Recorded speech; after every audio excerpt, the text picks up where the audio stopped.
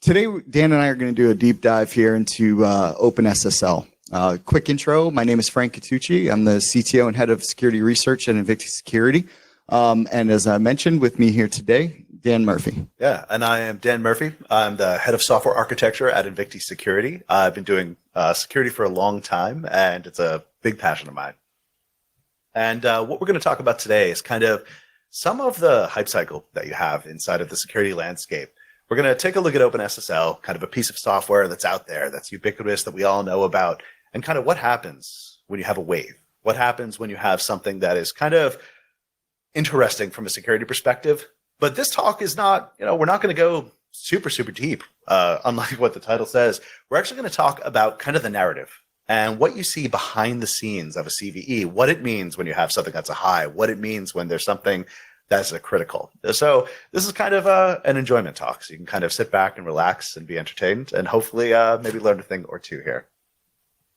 Yeah, and also too, we'd like this to be interactive. So if hopefully at the end we do have questions or some kind of dialogue, we're going to take a little bit of a deep dive, as Dan said, into some of the payloads and the reasons things can be exploited or not. But overall, the agenda is really just an outline. What is OpenSSL, where it's used, the adoption rate, obviously some strengths, some weaknesses, and why OpenSSL, even though it's so prevalent and we think about maybe some past PTSD with OpenSSL, it's actually not so ugly. So we're going to walk through these following steps here and then give you some conclusion to hopefully walk away with. And by request. Yeah, and as you can see from the slides, this is not a picture of how those of us who have flown over from the East Coast of the US feel, although that's kind of how I feel the inside with that bit of stubble. But this is so named from the movie, so let's see if we can get this to work.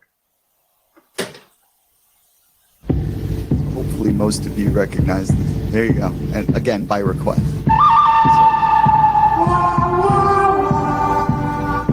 And I think that's good enough. That's good enough. We got it out of our system. Okay.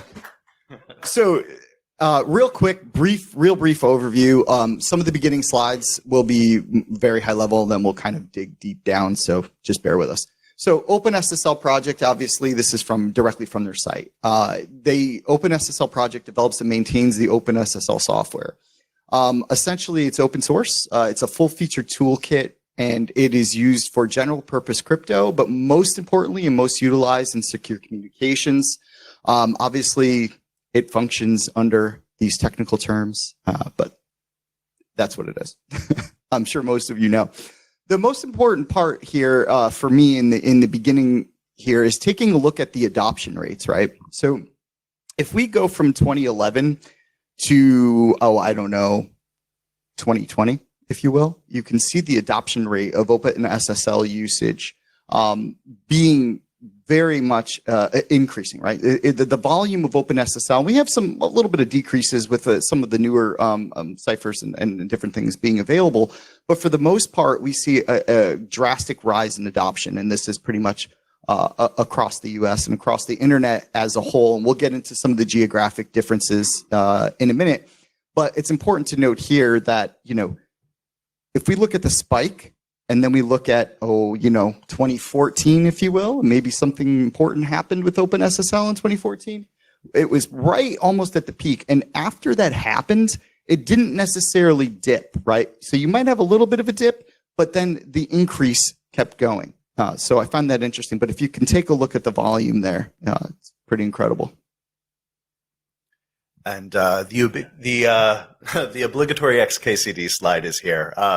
So OpenSSL truly is one of those pieces of software that's kind of foundational. It's everywhere. You don't see it, but it is that little Django block in the lower right that you see there that is just holding up so many different systems that are out there. So this talk is really about kind of what happens when you have a ripple. What happens when that little Django block starts to wiggle? And what's the story behind the scenes of those vulnerabilities? And, if you have that Django block fall, what's the impact on the ecosystem? And to understand that, we kind of have to look at what was before. Yeah, and I was mentioning the adoption, and if you look at this from a geographic perspective, obviously we have very technologically advanced nations here leading the areas in the usage of OpenSSL. Obviously, United States, Japan, South Korea, China, etc. Now, the one thing I want to point here is the volume of usage or the volume of traffic that flows through any component that might be using SSL. And this is primarily in the public space, right? So this is publicly accessible. This isn't taking into consideration the amount of traffic or the sensitivity of traffic flowing through OpenSSL on your internal networks or internal systems. So one thing to point out here is we look at the top one, right? So this is pulled recently in DC Inside. DC Inside is a Japanese version essentially of Reddit. But if you look at the volume of requests, right, we're talking 200 million monthly requests that flow through OpenSSL here, right? And the next one down, another considerably important one is Forbes. Some of you may be on, members or read the Forbes Technology Council, et cetera. So an important amount of technologically advanced data, again, flowing through here at 100 million flows or monthly visits through OpenSSL every month. That's 100 million a month. And down here, as I mentioned, just a little bit of a break of vertical. So science and education leading the way. I think the others there is important to point out because the others in the being the majority, meaning that it's probably more marketing and e-commerce related, right? Public sites from that perspective. But again, just a good insight that science and education really taking up the majority of the industry verticals there. So we've established that OpenSSL is everywhere. So in order to kind of understand what goes through the mind of folks that are trying to monitor and react to potential vulnerabilities that are there, we wanted to share personal experiences of what came before. So later on in this talk, we're going to do a deep dive into one of the vulnerabilities that happened was a spooky Halloween surprise from last fall. And it was something, that we'll kind of go into, but to understand the context of why it was so impactful and why everyone was kind of freaking out about it, it's important to understand what came before. So that CVE, the one we'll be discussing in detail, you might ask, why is this bug so interesting? Frankly, by itself, outside of context, it's not. Security bugs happen all the time, and oftentimes they're fixed and they don't make it into the wild. Typically they're found and they're fixed and it's quiet. It doesn't cause too much trouble. Now, I come at this from the perspective of a software engineer. So I'm someone who builds security tools, who writes code. And frankly, you see 0 days like all the time. You can have a 0 day that's inside of your editor and it's an off by one and, you just fix it and it just goes away. So these things are actually kind of small, but so usually these are like, they're like small waves that are kind of lapping against the shores. They're found, they're fixed, but every so often you have a rogue wave. And that's why many of us were hanging out on Slack around Halloween of last year. We're feverishly speculating about what might come. Maybe some of us were so excited that we had rigged up a little script to do a while true git pull and diff and see whether or not if there were any changes that had been reported to play like a Carmen Burena O Fortuna, like a big epic piece, just so we could get out of a meeting and announce we had to go deal with something that was important. So the answer to why this stuff is important, it's in context, it's in the history. So on that day, so many of us were feeling a sense of deja vu, or more accurately, it was a sense of PTSD. So almost 10 years ago today, there was an RFC that was introduced, and that RFC was numbered 6520, RFC 6520, and had kind of a very esoteric name. It was Transport Layer Security TLS and DTLS heartbeat extensions. So at the time, this was kind of the sort of weird corner case RFC. It really only appeared to kind of the hypo-focused turbo nerds that were very into open source cryptography. It wasn't on anyone's radar. Now, around that time, I was working on the data path of in the cryptography layer of the Cisco AnyConnect VPN client. Last I checked with the guys who were working on that code, my janky code was still there in the data path encrypting things. And every few weeks, I actually still see that piece of software, that icon kind of bouncing up on somebody's screen. And I'm reminded that even today, how many millions of packets are flowing through my code, which is frankly kind of terrifying. And but at that time, I was in that space. So I was maintaining kind of patches for OpenSSL. I had spent more hours than I cared to kind of examining some OpenSSL security vulnerabilities, figuring out whether or not they were applicable to the product that I was working on at the time. I was a cryptography turbo nerd at that time when all this stuff happened. And Frank, actually, if you could, what were you doing around that time? Excellent point. So during this time, and that was that 2014 spike that I showed earlier, or I would say more accurately, the non-dip, right? I happened to be doing an application security consulting engagement at one of the US's largest home remodeling companies or vendors, if you will. So it's a store brand chain. And we were sitting in the office. Heartbleed just came out. And we just started to toy around with some proof of concept code. Using that proof of concept code, we were sitting in a boardroom with a lot of terrified folks as we were pulling unencrypted data traffic from their live e-commerce sites full of usernames, passwords, PII, and PCI data being credit cards, et cetera. So we were doing this in the boardroom of that retailer. I was probably beginning of November timeframe in 2014. And the look of, I would say the look of dread that, coming around that boardroom, say like, oh, whoa, we're PCI compliant. Well, it doesn't really matter when I'm pulling plain text stuff right out of the data streams. And we were using a hotspot, one of those big block hotspots. So we were not on a corporate network. We were doing this from public IP space in the boardroom. That inevitably leads to PTSD when you see, oh my God, there's a critical vulnerability coming out in OpenSSL. Yeah. You're thinking the worst. Yeah. And if we kind of fast forward from 2 years that RFC that I talked about, it was much, much more widely known.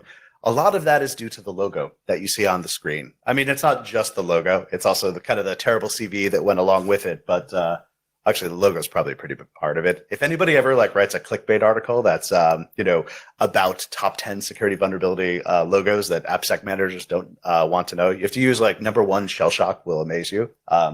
But that logo was so popular that it kind of set off speculation. You could see, you would go to the news at night. I remember seeing stuff that was in security was on TV, right? It was big. And I remember where I was when I first saw Heartbleed in action. I was actually I was at a startup. So we had just split off from the mothership. And this time, we were going to do things differently. So we were free of our corporate masters, free to kind of write code securely, do it the right way. And we had done all the right things. We had segregated our processes. We had drop privs where appropriate, root jails for everything. It was we had taken pride in this fortress that we had built. And I remember sitting there after hours and taking a look at this code at the startup. And I downloaded the POC and I ran it. And I pointed this thing at this fortress of software that we had just built.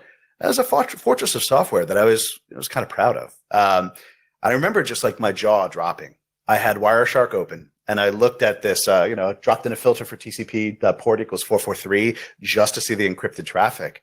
And there, kind of staring at me, there was in plain text, there was authorization : basic, and then some base 64. And I knew it was coming. I knew it was in there, but I almost didn't believe it, right? It was almost too good to be true. I base 64 decoded that, and I saw the string ADMIN : and then afterwards, a very high entropy, a very horse battery stable, high entropy password. But there it was. It was the master keys, and it was in plain text, just visible. And I had this sinking feeling that I was running this POC, pointing at it against a box that I had, and then anyone on the internet could be doing that same thing at that same moment.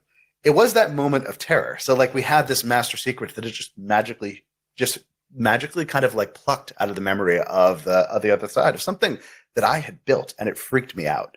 Now, Heartbleed fell short of full RCE, so it was not remote code execution, but it did do a tremendous damage as a critical severity vulnerability in OpenSSL. So this broke the internet last time. That is what is in mind as we took a look at this rumored bug that was coming out. So some of you may know this character here. He's from the Better Office. No offense, but so anyhow, real quick demo, one that we put together that just, again, this history lesson is very important to know the sensitivity of the bugs we deal with. And what we do when we find OpenSSL critical vulnerabilities that are about to be released. So you can see here, obviously, we're going to type in a username. We're going to create a password, which is password 1. You said, how do we know that? We're going to tell you. We're going to show you in the console, verify through the JavaScript. In fact, we typed password 1. Okay, it's there. Not just dots. No, not just dots. We really typed password 1. At the same time, we're going to hop back out, run to the console, run our proof of concept into this app. And you can see there the dump, basically password 1 coming from that extracted bit of data. How that data came through, we're going to kind of give you some details, but that just shows you that that wasn't a TLS connection.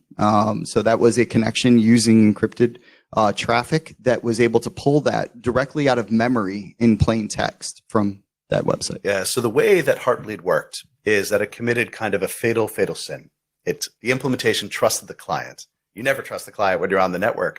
Heartbleed basically worked by sending kind of like an ICMP, like a ping request. There was a basic functionality that said, hey, when I send something to you, can you kind of just read back what I gave you? It's a good way to detect like path MTU, the pipe's too small to transmit packets.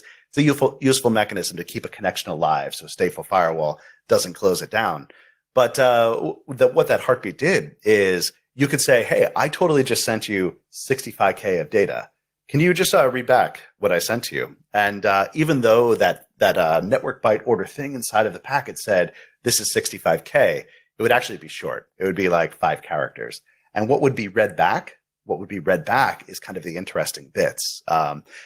It would come back as raw heap. And raw heap, that was really kind of like your delicious sushi grade data that was coming back that represented the scratch buffer where all of the ciphertext was decrypted into plain text. So what that meant is you would be able to see encrypted traffic that nobody else had sent. And it was just served up to you on a plate. And that's what you kind of just saw in the demo there.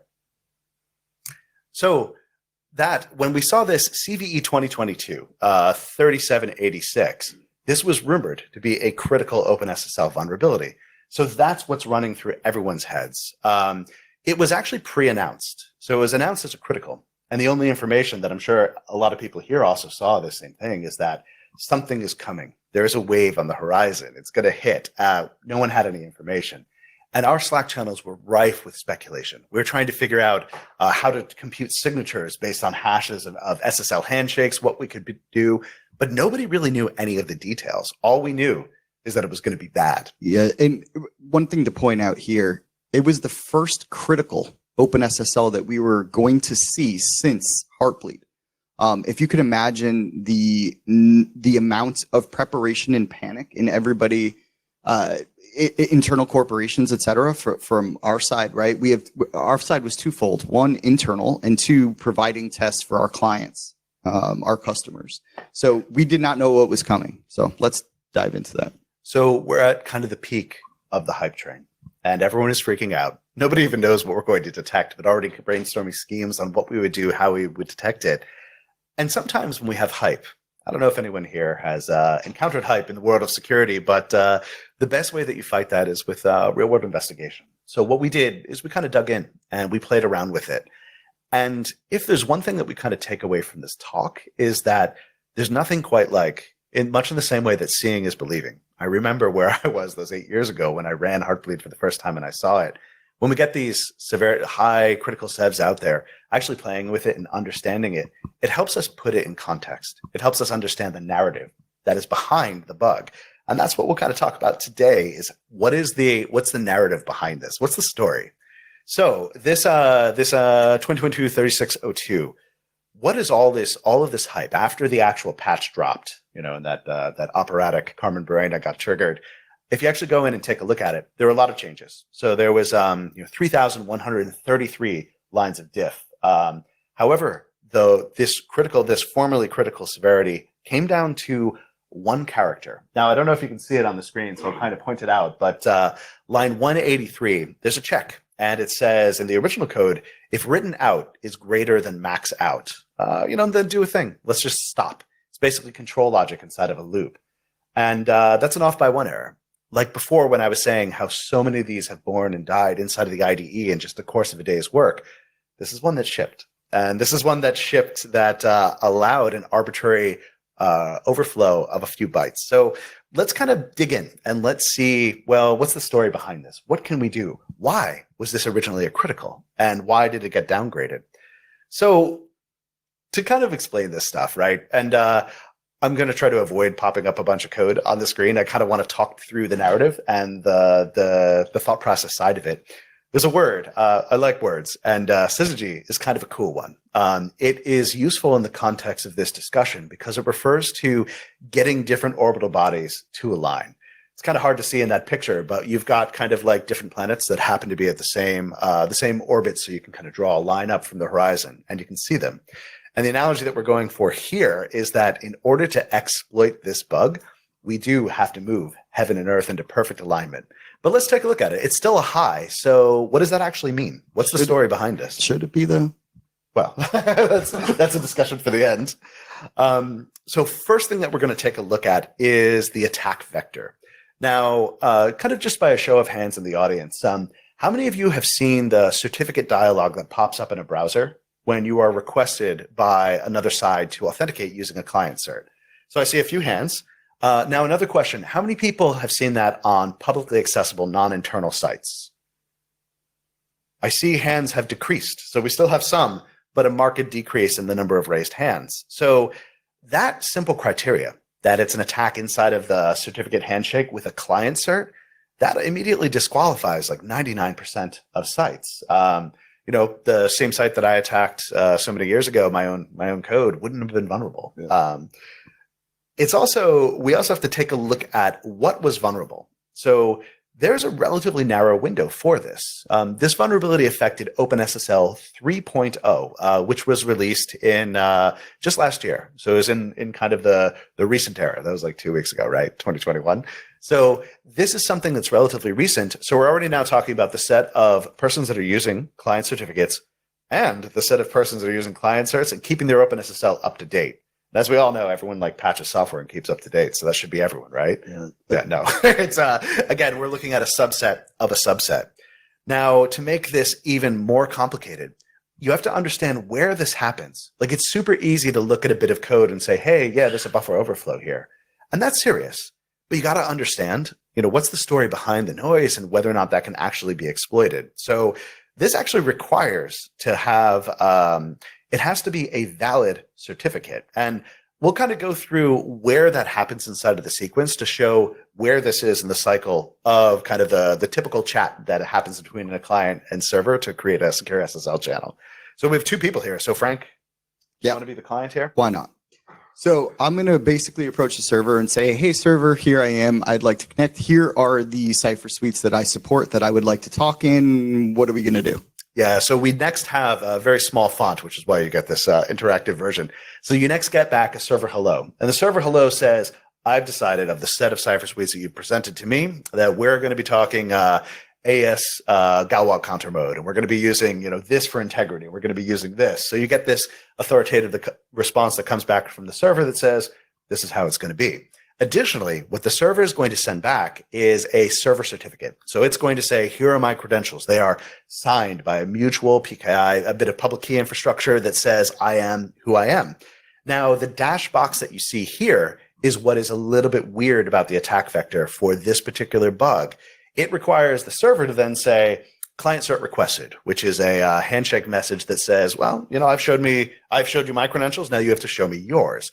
And this is where the client will then submit something that has something interesting. I'm going to submit trash to Dan. Yeah, so the client sends back something interesting, right? Client is going to send back something that has an exploit inside of it. And not only that, but this is happening after we've already done validation. That's important. Yeah, and we'll kind of go into that a little bit. So when the server goes and starts to verify the client, it has to say, hey, who issued this certificate? And that's when the server's next response is, well, it dies. It blows up, and that is where the exploit can happen. Before we can kind of dig into the details of that, kind of a quick refresher on Punycode. And Punycode is something that allows us to take kind of antiquated systems that are not really built for multi-byte UTF-8 characters and kind of shoehorn them into the process. So Punycode allows us to take an internationalized domain. In this case, I've appended a .ie on the end to to make it applicable here. But we have kind of a table flip, emoji that is saying, hey, this is a domain, tableflip.ie, which I don't know if that's registered, but I should have done that for the talk. How do we represent that as a series of encoded bytes? So if we look at this on the, in a hex dump, you'll see a few things that are interesting. You see the round sides of the face of the table flip guy. That's our parentheses and our other parentheses. And I want to point out that the number of characters that are sandwiched between those two rosy cheeks are actually not just 5 bytes, right? So we have like arm space I, shocking O face, and then like another I, but that's a whole bunch of bytes that are between those. Those aren't going to fit inside of standard encoding, which is why when it comes time for us to put them into a standard UTF-7 kind of ASCII encoding, it gets weird. And that weirdness is kind of exemplified by the format that you see there. We have a prefix, which is XN dash dash. That denotes, it's kind of like a clue to the other side. Yeah, warning, it's time to parse some stuff. So after that, you have the ASCII portion of the sequence, but it's all concatenated. So we kind of took the face and we sucked the face out, then we encoded the face and we put it on the end. And that gobbledygook that you see on the end, that is kind of a series of indices into the ASCII string where you're going to insert some data, as well as kind of a code point encoding. And what this means is complexity. And from a security complexity, from a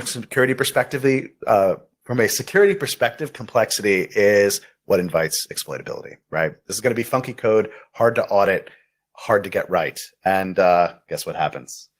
So the payload location, and this is actually very, very key, because if you look at this through a keyhole and you think about it, it's like, all right, we can overwrite some bytes, but what has to happen? We have to shift another planet into alignment to make all of this work out. The second planet that we have to shift is that the root CA, the issuing certificate that issues the client cert, actually has to have been issued with a special name constraint, an extension that identifies the domain name, that's our tableflip.ie that you see there, has to be inside of a trusted issuing cert. We then also need to convince a certificate authority to issue a leaf certificate, a client cert, that also has something fishy inside of it. It has to have this special OID, this 136155789, that is an SMTP UTF-8 mailbox saying, hey, this certificate belongs to this internationalized domain. So that is 2 very weird things that we have to do. So we have to convince a certificate authority to kind of issue us malicious certificates that contain bytecode. Yeah, one thing there, all of this stuff needs to happen to be able to run this exploit that was launched initially as critical. But one question is, if I can compromise the CA, the root CA, right? If I can compromise the root CA, am I bothering with this? Probably not. Yeah. We're just mean in the middle. If you presume the ability to mint your own CAs, yeah, you're just going to give something that has a common name equal to the site and just do a plain old boring man-in-the-middle attack to steal credentials. This is kind of like you're doing a lot to be able to like do a little. But let's keep going because there's more. So if we dig down, again, I don't want to go into too many details here, but the front door through this is in funky code. It's funky code in punycode.c ultimately that is going to parse that weird gobbledygook that we saw before. Now it's coming in late in the process, so we're already pretty far in the SSL handshake. We've already said, well, this is a valid license from a good issuing authority, and that's where the attack is going to be inside of it. So, but another aside, let's talk for a minute about memory safety, Frank. So let's talk about memory safety and let's talk about language. And I'm not up here to bash C, if you will. All right, thanks. So, but we'll take a look at the languages and the total vulnerabilities of the open source languages here, or excuse me, the open source vulnerabilities per language. Now, if I didn't show you this picture, you might automatically be thinking of in your head of other major kind of vulnerabilities that came out, right? So you're like, okay, well, I know PHP is bad. I know Java has its issues, but to see C up there is important. There was an earlier talk today from a gentleman doing Kubernetes that there was another memory leak kind of exploit available. But what was shown there was also, if the code was written in C, that there was a possibility of RCE, and it wasn't affected in Golang. So what I'm showing you here is just a breakdown. And when we look at these open source and legacy, and I use the word legacy not in a negative way, meaning that these very established backbone of the kind of internet programs or open source software that are utilized across the web for various purposes, this one being encryption,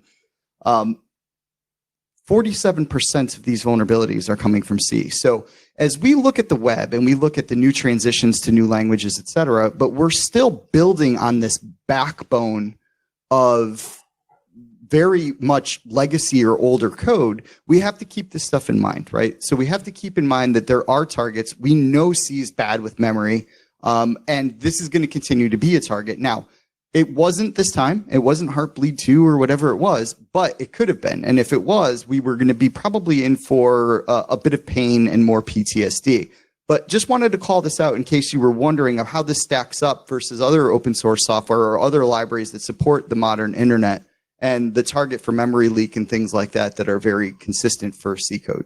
Yeah, and another interesting statistic. So Chromium has kind of taken a look at what percentage of bugs are related to memory safety issues, of security bugs, and that's 70%.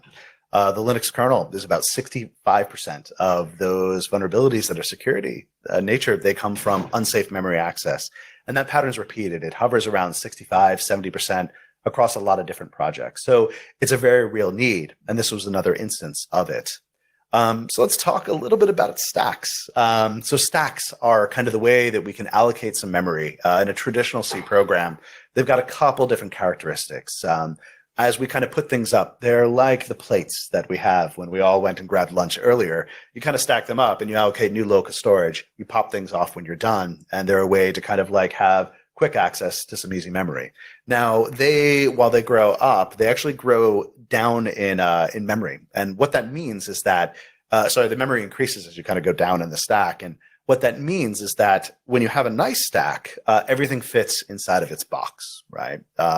You will have lots of things that are just kind of contained in its own polite memory cell, and everybody is happy. But as you can see in the diagram there, next to that memory, there's some interesting stuff that touches the stack in a lot of common representations. This, of course, like if anyone's in the audience has kind of written buffer overflows before, it's a little bit simplified, but this is showing kind of a 32-bit stack, a little bit simplified, but down there we have the saved frame pointer. That's kind of the map of where you were, because when it's time to finish a subroutine, you have to go back and start doing what you were doing before. I showed that call stack earlier that showed how we got into the vulnerable OpenSSL code. After we finish the Puna code, we're going to pop out and we're going to do the thing that we were doing before. But what happens if what happens if someone takes that place that you were supposed to be and inserts something? Now, in this case, our attack allows us to override just 4 bytes. Less than equals, that was a less than. That's going to let us go a little bit too far. So there you'll see, I'm sure everyone remembers the binary representation of our table flip guy, but that's that inside of that box, but it's gone too far. And here we have some junk, some dead beef that has been pushed onto the frame pointer. Now that's the bad. That can crash, right? That can cause some stuff, but we have to consider the ugly. And the ugly is the case where an adversary uses this. And this is kind of classic Stack Overflow stuff. I would highly encourage anyone to go check out. There's a great old FRAC article that by LF1 that's excellent on the subject. It's good reading. It's foundational literature, right? It's good stuff to be familiar with. The title? I will in a second. Yeah. But here we can kind of push a fake frame, and that fake frame can contain a payload. So it can have inside of it some shellcode protected and layered on either side by kind of a sea of no-ops that allows an attacker to kind of jump with some confidence to a region of memory. But we can return into this fake frame, and it's that thing at the end that's scary, that fake red address. So if we can kind of jump into a frame and we can fake, hey, where do we go after we return from this function? That's where an attacker could craft a very strange looking one of these Unicode addresses. And that's where we could actually start to do some damage. So if we had a domain here in a strange place, we would actually be able to influence the stack of the OpenSSL on the other side, in theory, to remotely execute code. But we're going to kind of keep going and show how that requires us to move planets. Now, one of the things that's always good whenever you have these hype things it's very good to think about, well, what's an attacker actually able to do with this? And you kind of have to take that mindset of, well, is this, how much of this is real and how much of this is, just noise? And so I kind of did something where I drew, this is a little bit, this is the source code that's actually affected. A little bit tough to see in the back, but I've annotated down at the bottom, the actual buffer, the actual piece of OpenSSL that is vulnerable. So if we are able to smash something, what can we smash? And from the perspective of an attacker, what's interesting that's in the neighborhood? Like what's nearby? If you remember our map that we showed of stacks before, the attacker is going to be interested in saying, well, if I can arbitrarily influence memory, what's in my neighborhood? And the answer is, it's not much. In this instance, the only thing that was there was padding. I mean, there's a local variable that we see that's right next to it. It's like the return from the function, not particularly interesting. But all of the compilers that were tested, it was just dead air. So even though there was the capability to overflow something, it didn't go anywhere interesting. It could never hit the frame pointer. And because of that, an attacker could never craft that sort of malicious payload required to be able to do some damage. But, let's move another body into alignment and let's consider a world where those planets did line up. What if we actually had something where this OpenSSL Puni code was right next to a juicy part? What could we do if we artificially moved all of our planets into alignment? So what we did is create a kind of a simplified version of that code. And this was done in the spirit of experimentation to understand, hey, what do modern compilers do? How does it actually work? And that, again, the takeaway from the talk is really to embrace that spirit of exploration, to try things out, to kind of prove for yourself, to say, is this real or is this something that is a little bit more hyped up than it is? So here's our sample code. Again, the takeaway from this one is that we've got that same, while written out, is greater than max size. So we've got the same error there, and we kind of have a fake buffer. And what we're doing is simulating this first by introducing a variable that's going to be in the real estate that we would want to be able to hit. So first thing that we did is, and don't worry, we'll narrate what this is for the too much code here. What we're going to do here is show by default, if we take this tiny bite-sized thing, we try to put something into those buffer that's bigger. So we have that OX dead beef, OX debacle, OX accolade, and OX leet code. What we want to do is take that final thing, that leet code, and smash that variable. So we're going to run it in a debugger. We're just going to build it first and see exactly what we get out. So this should be a pretty textbook case of being able to overwrite that variable. However, we don't get that. What we instead get is something else. By default, no, we can't overflow it. Something stops us. And the question is, well, why? What happened? Modern software. Yeah, our good stack is supposed to look like what you see on the right. However, it's not laid out that way. So if we kind of do some math and find out where that location that we thought was going to be in the proper real estate, simply not where it was supposed to be. It had moved. And in fact, if we do a little bit more experimentation and try to figure out, well, where exactly is it? We can try to change the size of that buffer and see that modern compilers are actually doing something special. They're taking precautions and they're deciding to say, look, this is a buffer and it's above a certain size. Let's actually put it into a special spot. Here, what I just showed was by reducing that to a single byte for the array of that buffer, we actually can overwrite it. We can get debacle to go into our blast radius and prove that, aha, someone is doing something clever here to protect against it. So if we try to take a look and find out, well, what's being done? Why doesn't this work? What's that last planet that we need to move into alignment for OpenSSL to be vulnerable to RCE? Well, by default, the compiler on which I was doing this experimentation, if we do a backtrace, we can find that it's in this function called stack check fail. And what that means is that there's a protection that's built in that is actually explicitly looking for a buffer overflow and explicitly saying, hey, we are not going to continue execution because something bad has happened. We are going to halt this program before it gets worse. Now, there's still a vulnerability. That's done out of service, right? So you can kind of like remotely induce a crash on the other side, but what you can't do is start to use that for RCE. So let's go a little further and let's see if we can get something else. What we're going to do now is introduce a way to turn off the shields. So there's this -F no stack protector. We're going shields down here, and now we're going to see how much we're moving the moon into alignment, because we're presuming a world where someone is compiling OpenSSL and explicitly turning off security checks, right? So this is a pretty heavy lift into alignment. Now, if we run it this time, we get something kind of interesting. We are able to overflow something, and we can actually get an interesting value into that blast radius. That's kind of how I expected it to work at first, and I was pleasantly surprised that, well, we're starting to get secure by default. We're still not there, but it's getting better. So that stack protection, that helped us. That saved us. We're actually able to put something interesting into the memory. Now, if we want to keep going and we want to try to see if we can actually smash something, there's some more things that we'll do. Smashing stacks in 2023 is not really quite as profitable nor as fun as once it was. And that is my reference to smashing. You waited a long time. I did. I mean, God, that's just too long to wait for that title. Right? Yeah, but no, it's smashing the stack for fun and profit is the thing that I'm referring to. But again, if we try to smash this, we can kind of do something else. And here, if we kind of make a minor modification, remove those bytes, we can see whether or not we can get a little bit further. And we can. And then finally, we'll crash because we read too far. What we've done now over here in this bad is we can overwrite this stack, and we can override it enough that we actually mess up the inputs to the function. We go too far, and we get a bad access because we've read from a page of memory that we're not supposed to have access to. So if we introduce kind of one more thing, what we can finally do is artificially kind of simulate an attacker who has entered into the Goldilocks zone of Punycode exploits, where they have a buffer that's not too big, it's not too small. And here, if we have our kind of Goldilocks code with a limit, if we go and run this with shields down, presuming that we've already had client certs, all of these massive presumptions, then you can see that we actually do something somewhat interesting. The backtrace that we see down here, which I'll kind of zoom into here, it's got a lot of hex, but this hex is interesting because that frame, that magic number, that 16 FDFF5F8, that is something that you'll see a few lines above. That's a value that has been written from that untrusted buffer.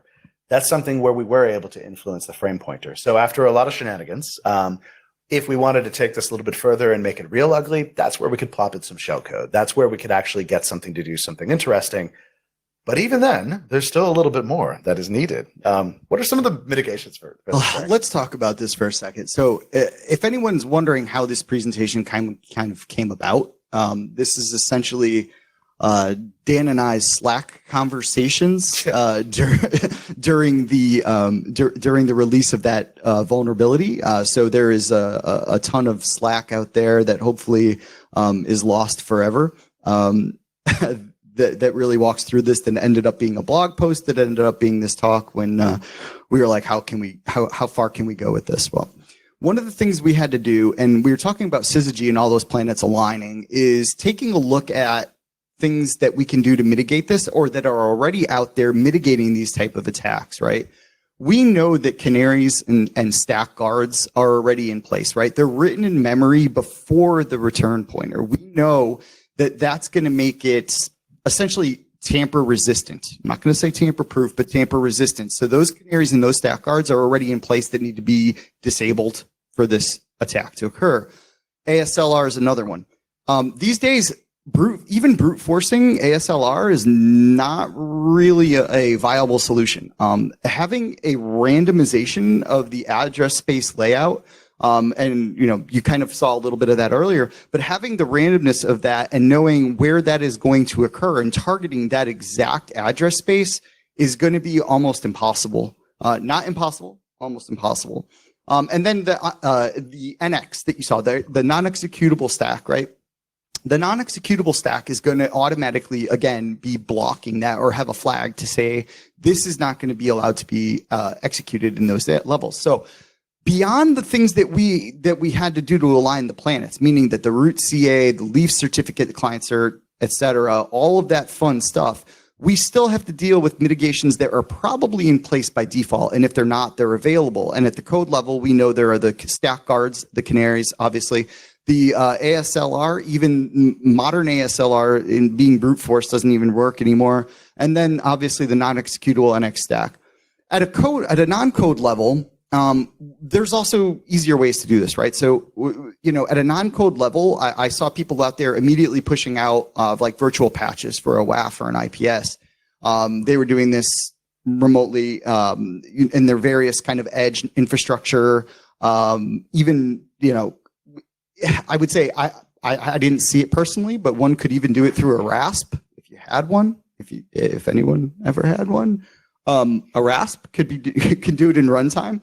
IPS rules, send TCP reset packets, etc. All of this is possible there. And then finally, the easy one, either patch or don't patch, but don't be on version 3. But patch and upgrade your libraries if possible. So these are easy mitigations that are often in the way of these exploits, even with all of those planets aligning at that specific instance. So, yep. Downgrading this from critical was absolutely the right call, and I give a lot of respect for that. However, I don't necessarily know that it's still a high vulnerability from what we showed you. The amount of complexity that would be required to exploit this does not indicate a high level of value in my opinion. But it was downgraded, and was the right call. Another thing I want to point out is a quick shout out to researchers in the research community. So at Invicti, I have a team of researchers that work for me that do things similar to this. However, I would like to just send a shout out there to Polar Bear in particular. Researchers that are out there doing the right thing and discovering and disclosing exploits and vulnerabilities in a responsible manner are key, right? This is OWASP. We all contribute to open source software, libraries, projects, etc. And our researchers also support those efforts in different ways. And if it wasn't for these researchers and the researchers that work for myself and all the researchers around the world, being able to disclose these attacks like this, or even like Heartbleed, may have been disclosed to nation states or enemies or other people like that may use it behind the scenes, or maybe our government, someone else, using it behind the scenes to do nefarious or criminal activity. So a big shout out to the research community, especially Polar Bear in this instance. And also, this is probably not the last that we've heard of this code. As I said, complexity invites vulnerability. As I was finalizing these slides, I noticed last week that the same bit of code that I was poking around doing the research for this, ncons v3.c, there's another one, right? So there's another buffer overflow. This one was never teased as a critical, so that's good. But again, complex code where you have to write a parser, and you're writing kind of a parser in a memory unsafe language, it's not the last that we've probably heard of this. But for this particular one, the planets definitely would have to align to make this an RCE. We know that you have to have a compromised certificate authority. You have to have a compromised client certificate. You have to have a server that's requesting a client cert from the other side. All kind of strange things. You have to have an OpenSSL that is within a very kind of narrow vintage of OpenSSL. Recent, but not something that everyone is running. You have to have a mythical stack layout that puts that prime real estate of something to smash in an interesting location. It wasn't. Yeah, you need to have neighbors that have interesting windows to look in, and none of the neighbors did. So even if you were able to exploit, you were getting nothing but padding. So yeah, and finally, you need a world that has no stack guards, a world that has kind of like things actually have gotten better, which is something nice to see here. Is that by default now we're a little bit better. I mean, software is all inherently insecure, but we're getting a little bit better. So that was nice to see. So again, in conclusion, this exploit that we kind of saw, this Halloween surprise from last November, this was less Heartbleed, and this was more paper cuts. Yeah. But again, it didn't have a logo, so we had it didn't have. It didn't have a logo, so we had to create one. Yeah, we just made that in 2 seconds. So but yeah, if anyone actually wants to talk about this stuff, feel free to. We'll be at the Invicti booth afterwards. This is actually not particularly topical to what we do, but we love security stuff and would love to chat. If anyone has any questions, we do have, I think, a little bit of time remaining. A wee bit, yeah. Yeah, a little bit. Good. Hopefully we can, any interaction is welcome, either here or at the booth. Yeah, I've been involved in some of these, releasing some of these bugs. I was vice president of the CERT IST, the French CERT. And I'm curious as to how this got out to be such a panic and such a hype before the professionals had a look at it. Because, when the Bind 9 Kaminsky bug came out, we knew about it well ahead of time, and we had it researched and checked and everything. So why the hype? Any idea? I have my theory. My theory is that this was the first major bug coming out for OpenSSL with a high kind of severity impact. I think also until the patch was issued and we could do a deep dive to understand exactly the impact, I think, and I don't want to point fingers, there was somebody who ingested the ability to issue CVEs, et cetera, that has that ultimate kind of classification.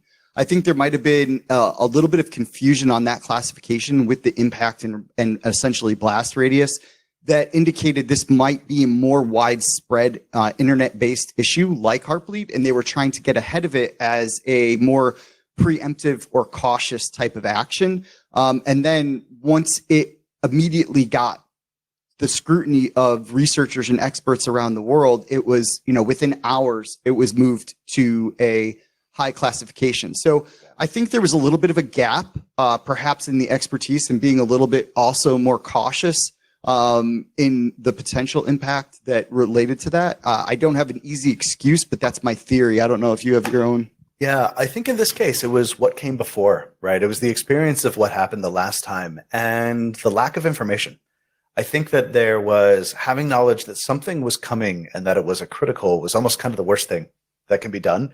Because absent any other information, people filled in their own details. And those details were, I actually saw logos that had been made, right? Like I saw there were some people that were working on logos.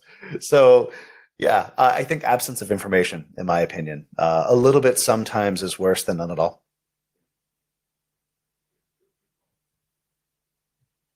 Yeah, just wondering, there were comments back at the time of the Heartbleed that maybe the original EAY code was in need of revision. So, and I've done some patching of that myself, and there were some weird things in there. What's the quality like now, or what do you think? Has it been rewritten, or is there are still issues in that code? Yeah. We're going to see more memory-related CVEs in that C code, and I don't think they're going to be and again, my opinion, I don't think they're going to be easy to exploit, but we're not done. That code needs work. So I think that, again, this is speculation. It's been years since I've changed the OpenSSL code, but I think that the core code is actually a little bit better because of the scrutiny, right? Because of what happened after Heartbleed, you actually saw a bunch of forks, you saw a bunch of interesting activity. This vulnerability is in new code, though. This is in code that was added only last year, but was kind of implemented as a custom parser. So this is a difficult thing to say. I think that there have been many eyes that kind of do make for shallow bugs, but when it comes to dusty corners, if you look at where this was, when I was trying to figure out how this was called, I mean, this is a very strange, windy passage within the OpenSSL code. This is not kind of core EAY, like, actually decrypting stuff. This is a dusty corner. So I think that I do believe that more eyes is better. However, probably weren't that many eyes on this one. Yeah. I mean, take a look. When we prepared this just last 7th. Week, I think that February 7th security advisory is probably part of the outfall of this, of having people now taking a look at that new code and finding additional vulnerabilities. Any other questions? Nobody? All right. Excellent. Well, hey, thank you all very much for your time. We appreciate it. Thank you.